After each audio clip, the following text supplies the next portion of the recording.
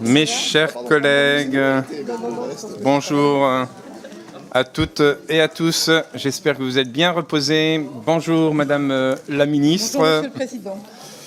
Et nous rattaquons nos travaux en partant sur l'article additionnel après l'article 4 pour deux amendements identiques.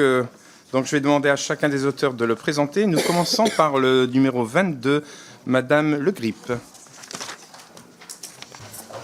Merci Monsieur le Président, Madame la Ministre, Messieurs les rapporteurs, chers collègues. Oui, il a beaucoup été question du livre blanc depuis les débuts de nos travaux et nous savons à quel point les livres blancs sont des moments absolument essentiels de travail, de réflexion, de prospective et de projection et de propositions pour l'avenir. Alors, à l'instar de ce que nous sommes actuellement en train de faire avec l'actualisation de la loi de programmation militaire qui était prévue par l'article 8 de la LPM, mais que nous avons anticipé, que nous avons avancé d'un an.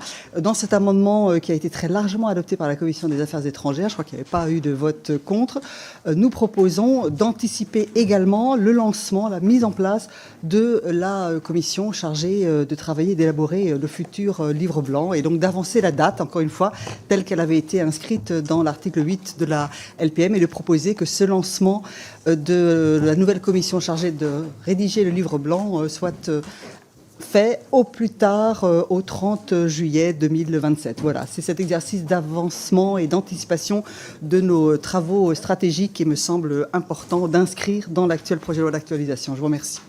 Merci Madame la députée, Monsieur le rapporteur. Il y a deux amendements identiques, Monsieur le Président. Ça commence bien. Merci Madame la Ministre. Avec plaisir, Monsieur le Président. Je vais pas réveiller Jean-Michel. Et donc, la parole est à Monsieur Saint-Pasteur pour le numéro 124. Merci Monsieur le Président.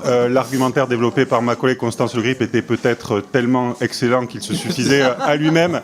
Mais je me permettrai juste d'abonder en ce sens et de compléter sur le besoin en fait, de cet avancement qui s'est fait sentir à travers tous nos débats depuis le début des travaux en commission et la nécessité aussi, c'est peut-être un peu symbolique, que l'on acte ce livre blanc dès le début et dès l'entrée du nouveau quinquennat qui s'ouvrira en 2027. Donc amendement identique, volonté identique et on espère avoir le soutien des collègues sur ces propositions. Merci, chers collègues. Monsieur le rapporteur. Sagesse sur les deux amendements. Merci, Madame la Ministre. Merci, Monsieur le Président. Je comprends parfaitement ce qui est présenté par les deux rapporteurs de ces amendements. Le gouvernement, évidemment, donnera une sagesse pour une raison très simple, c'est que le gouvernement ne veut pas lier les mains de qui que ce soit. En revanche, je ne peux que me réjouir que vous souhaitiez qu'on avance sur un sujet aussi important. Donc, sagesse. Merci Madame la Ministre. Oui, Monsieur Saint-Toul. Merci Monsieur le Président. Je vais dire notre opposition à cet amendement parce que, en réalité, si nous avons défendu le principe d'un livre blanc dès 2022-2023, je ne vois pas pourquoi ce calendrier resserré au 30 juillet 2027. Nous savons tous qu'il y aura donc des élections présidentielles, vraisemblablement des législatives dans la foulée. Au 30 juillet 2027, on sera probablement en train de voter, si on est encore là d'ailleurs, mais un collectif budgétaire, enfin beaucoup de choses. Je ne vois pas de nécessité à fixer cette date, alors même que c'est au débat présidentiel les Français qui vont trancher.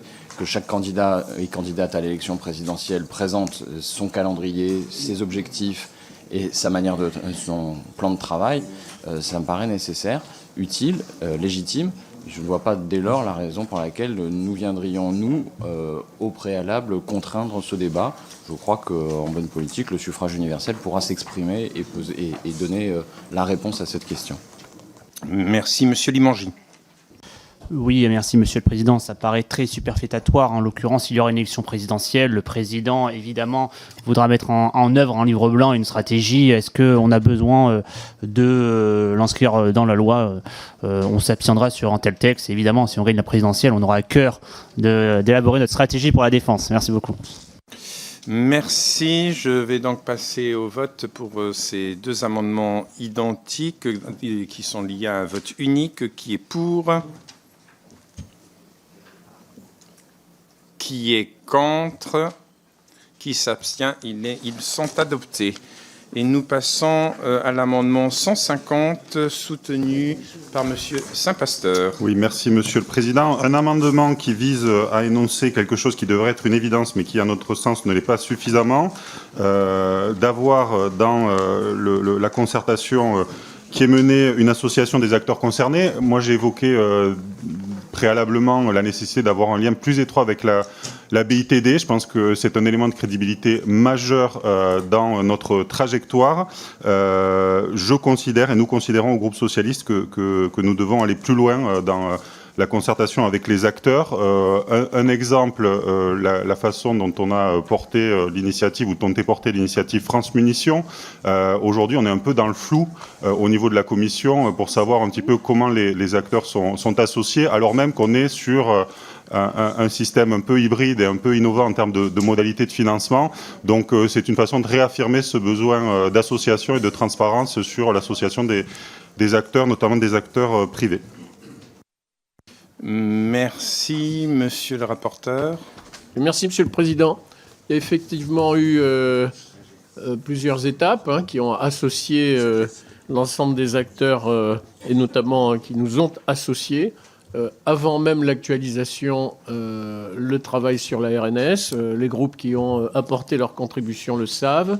Et ensuite, même si évidemment, je pense qu'on a tous conscience de la rapidité avec laquelle nous avons travaillé, c'est la raison pour laquelle sur cet amendement, nous émettons un avis de sagesse. Merci, Madame la Ministre. Oui, merci Monsieur le Président. Moi, je voudrais rappeler qu'effectivement, le fait générateur, c'est bien sûr la RNS qui prévoit d'associer tout le monde. Après, dans la vie quotidienne, il faut se rappeler que les industriels ont tous des associations, je les rappelle pas, le regroupement du CIDEF qui permet de les rencontrer régulièrement. Donc, à un moment où on dit toujours que c'est peut-être pas la peine de rajouter des procédures supplémentaires, je suis prudente. Maintenant, si vous le jugez utile, sagesse, hein, franchement.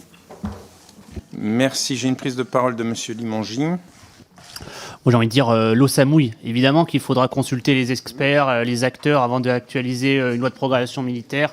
Est-ce que c'est véritablement nécessaire? Je pense que hier, on a voulu parler de l'outre-mer pour que ça soit un objectif prioritaire dans le cadre du rapport annexé. Là, ça avait du sens, oui. Là, c'était quelque chose de cohérent, structurant. Et là, par contre, encore une fois, il y aura une présidentielle. Évidemment, enfin, j'ose espérer que quel que soit le président, il consultera les acteurs pour actualiser une LPM. Donc, bon, je pense que c'est inutile. En tout cas, je constate qu'on donne des avis favorables au Parti socialiste pour qu'il soit content. Voilà. Alors, on va répondre tout de suite. Madame la Ministre, Oui. je vous en prie.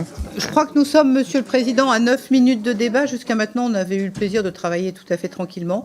Ça n'est pas un avis favorable, c'est un avis de sagesse, Monsieur le député. Premier point. Deuxième point, vous rappelez le débat sur Outre-mer. Vous avez raison, mais tous les sujets sont importants et c'est pour ça qu'il est aussi important qu'on puisse discuter avec les industriels. Après, chaque député vote comme il le veut et c'est tellement vrai que le gouvernement donne un avis de sagesse et s'en remet à l'avis de votre Assemblée. Merci, Madame la Ministre. Je vais donc passer au vote cet amendement. Qui est pour? Qui est contre? Qui s'abstient? Il est donc adopté. Nous passons à l'amendement numéro 10 de moi-même. Cet amendement on veut faire en sorte que l'on puisse faire un bilan sur nos infrastructures. Nous savons bien que les infrastructures conditionnent la qualité de vie de nos militaires, le moral, la fidélisation aussi. Beaucoup de choses ont été faites d'ailleurs dans les 2 LPM à suivre, mais il y en a tout de même une dette grise qui est là et il faut aller encore plus loin et on le voit bien lors de nos différents débats. À chaque fois, on revient sur ce point, les infrastructures pour loger nos soldats. Donc, afin de s'assurer de la bonne avancée et de pouvoir participer positivement à tout ça, j'appelle à avoir un bilan d'information sur tout ça. Monsieur le rapporteur, je vous cède la parole. Favorable. Madame la Ministre. Oui, Monsieur le Président, je comprends